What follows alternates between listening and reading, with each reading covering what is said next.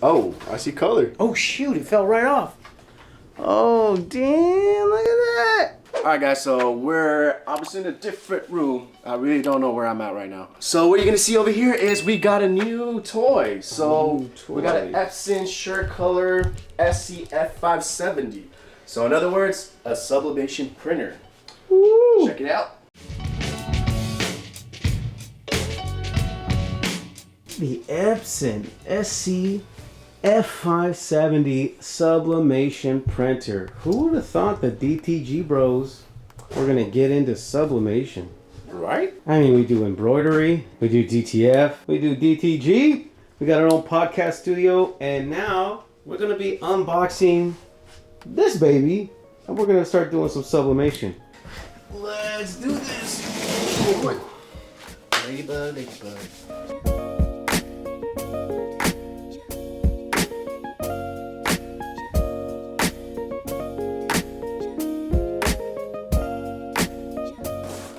Alright, so we got 2 ink sets, and there's a reason Epson sends us with 2.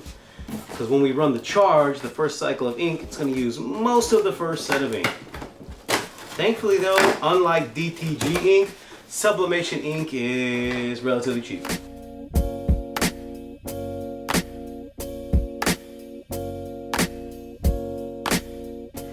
So I know the setup from removing each of these 1 million blue pieces of tape. But we're going to want to place this where it's going to go and then set the ink in and let it do its charge. So I've got one complaint for Epson. Whoever builds palettes for Epson, okay? Do you see this gauging wound in my hand? It's actually the bottom of the palette broke off. When I lifted it, it was just nails sticking in my hand. Thankfully, you know, my nerves still work and I felt the pain and let go, but didn't drop the printer. Alright, so far, What came with the printer? Your power cable. Top of that, your manuals. Well, those ones aren't important, they're in French. But different languages, so whatever language you speak. Outside of that, you have 1 set of ink, which is your cyan, magenta, black, and yellow. And then it came with the second set of ink, which right in there, if y'all see that. Yeah. Top of that, I believe is installation, the software. There better be a thumb drive in that box. Nobody has disk drives anymore, Epson. And then lastly, maintenance box. Epson knows. They know. They're not gonna send us a disk. They sent us a disk. We dig out my old laptop from 2010, maybe it has a DVD drive in it still. Also 3 rolls of paper. This one is a 24 by 100 feet. Ooh, that's the business. And then 2 17s by 100 feet. Outstanding. And the printer does print up to the 24 inches, but you can actually put in smaller sheets because there's a tray just like a normal printer would have in the back where you can put in different sizes, so custom size. But ideally, we're probably going to be using that 24-inch roll, 24 by 100, because then, you know, just print what you need. It'll cut the rest off. And we're going to be doing something pretty cool with this for a local store here, Ender's Games, right here locally in Central Valley. They're one of the main reasons we're actually looking at this sublimation printer, to set up some custom stuff for them that would be really difficult to do any other way, but sublimation is made for that purpose. So woo! And then one more thing, I have no idea what this is yet, but it's a piece of plastic. Looks like maybe to support the paper. We'll find out. This is very much a temporary setup. It's a little bit sketchy. Don't do this at home. So let's maybe explain why it's sketchy first. It's sketchy because it's on top of this planter that's on wheels, that's hollow on the top, but it's also still on part of the pallet that it came in, and there's a reason for that. We didn't opt in to buy the additional stand for it. We're gonna have to get our own table or something separate, and we wanted to unbox it now because it does take a little while to charge the first set of ink into the print head. So we're gonna get that set up and let it run, and then we'll be ready to start actually using it and putting it on the table that it's gonna belong to, that kind of thing. It says shake well before putting it in. Ooh, I should have not done that. With the cap off, this is why you do not want to shake well on the printer. Thankfully that should wipe off. And you can actually see that first cartridge. Oops. Ooh, we just, hey yo. We sublimated our printer on day one. Sublimated our printer. So it's filling that up real quick. And then we got magenta, yellow, and cyan. So there is still a little bit of ink in each of these containers after we fill up the cartridges the first time. But you know, that just under 5 ounces is about how much this takes. That probably takes the, you know, 5 or 6 ounces in the actual cartridge because there's a little bit left in these. So we'll put what's left of these back in here after we run the charge. So it's gonna send ink through, get it all through all the lines, fill the lines, and then push the ink through the print head. Basically, we'll probably run test print. And by the time it runs that full charge, the ink that we're filling up right now is gonna be mostly gone, which is why they send you with 2 sets of ink. Just under 5 ounces will get used mostly through that charge, which kind of sucks, but Epson knows that it does, so they send you more ink. They're like, yeah, we just want you to go through the whole setup, and here's some extra ink to actually get you up and running. That's the DTG printer in the background. It's not a boat. It's not a boat. Sounds like a boat. All aboard. The one thing we found about these inks is you get what you pay for. If you find some website selling, you know, 6 or 7 ounces of sublimation ink for $2 or $3, it's probably trash ink, not gonna lie.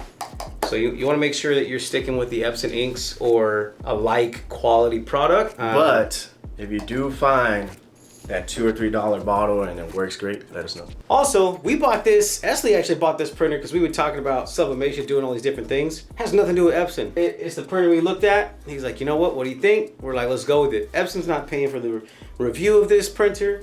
They're not giving us no sponsorship. They didn't pay for the printer itself. This came out of our own money. It's just an addition to the shop. So, yep. Unless they want to sponsor us, start giving us some free stuff. There it is. Cyan is full. Ta-da. And then next part is turning this. That it? That was it? Was that simple? That's it. Unbox it, fill the ink. Are you sure? That's it. Should we watch that whole video again? No, That's it. All right, guys, you got the witness with us. All right. See setup guide and remove protected parts for transportation after removal. Touch done. Just a quick double check because they hide that blue tape like everywhere. That's the inside of it. It looks good. One thing we didn't really think about was how we're gonna be able to get the paper from this high up because it's stuck on this tall planter. We definitely want a shorter table for this machine. Well, the lovely thing about this is that it's removable. it's removable. You can load it up. Roller ends, they'll come off and they'll snap back on once the roll is on to hold it in place. Then you just feed the roll in and the printer should do a little beep beep to let you know that it has the paper in deep enough to grab a hold of, and then you'll be able to start running those test prints. When filling the ink, make sure not to squeeze the ink bottle. Ink may splash. Oh, funny.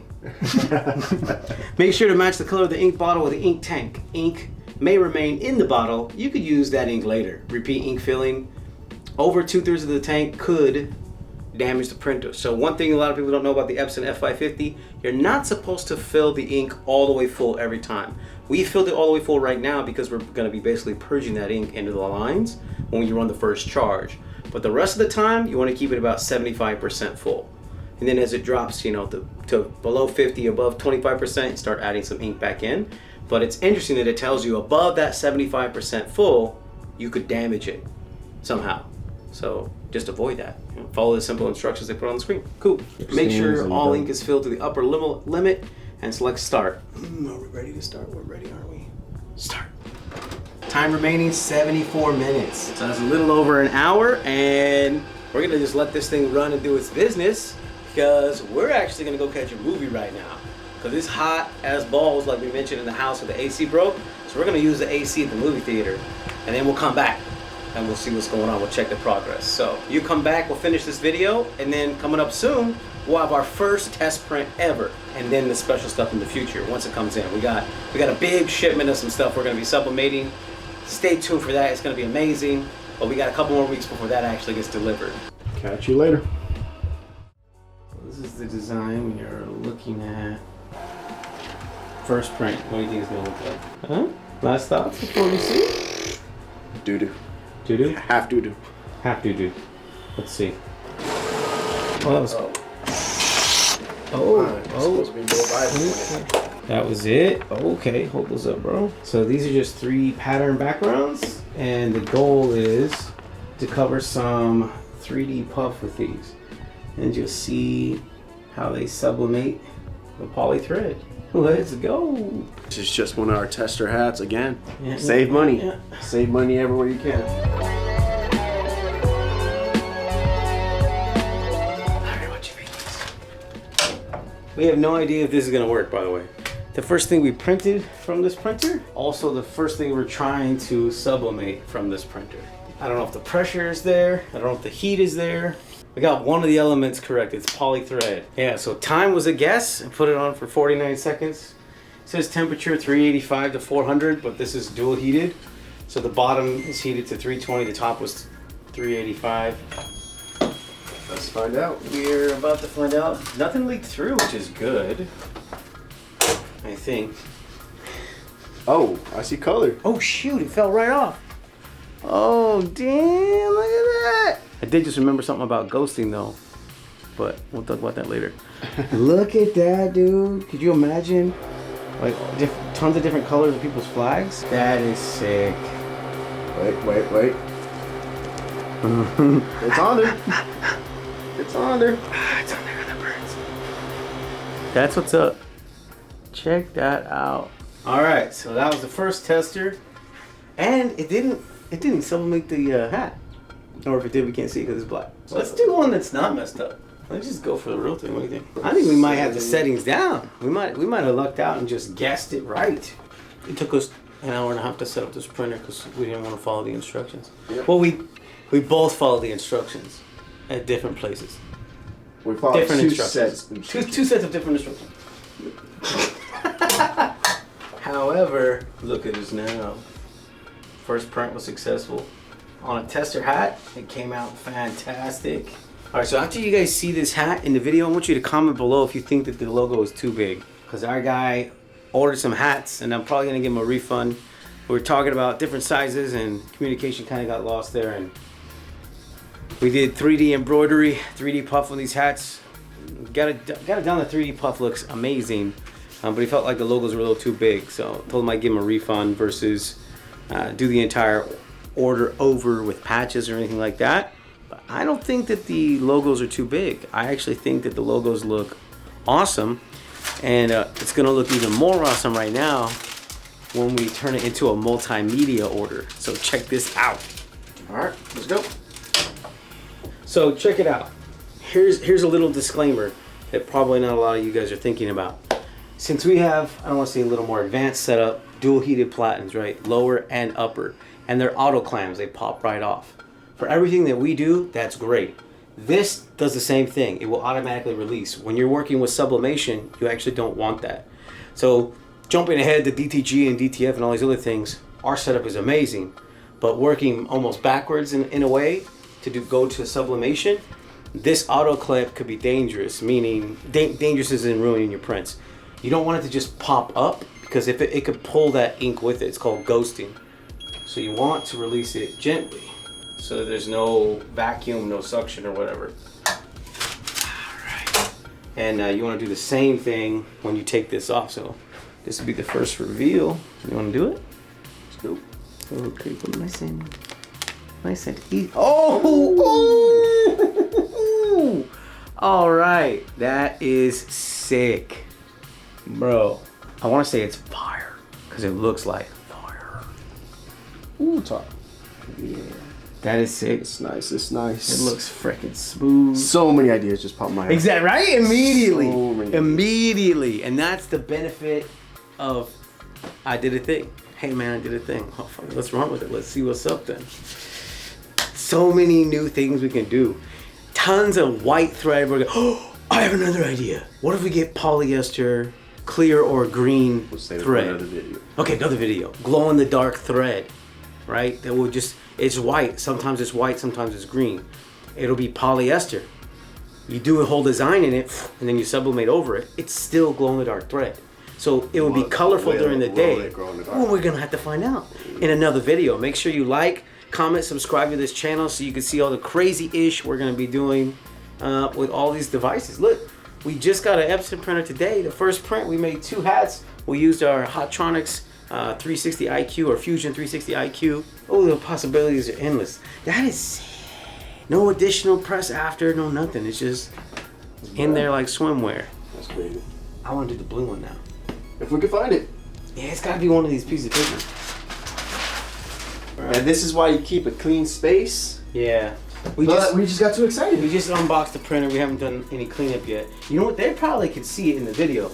They're like, hey guys, it's right there. Wait. Hey! I found it. I looked at that paper 4 or 5 times. Thought it was trash.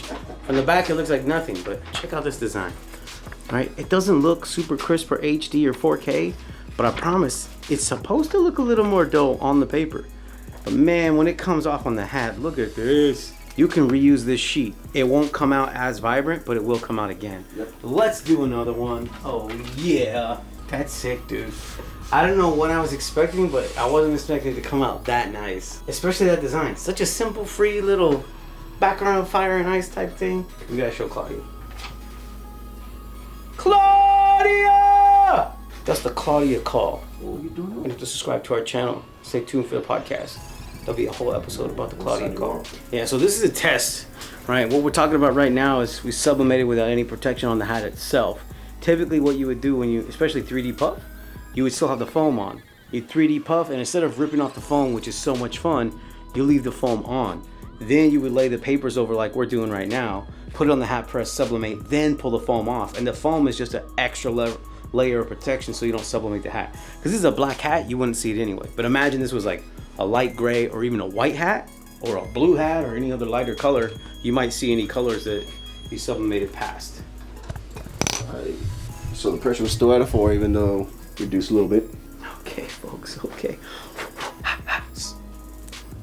We're gonna peel that nice and slow. See the reveal together. Before you guys see this in the comments, what do you think it's gonna look like? Doo-doo or amazing? If you said doo-doo, you're wrong. You shouldn't be on this channel anyway. Oh,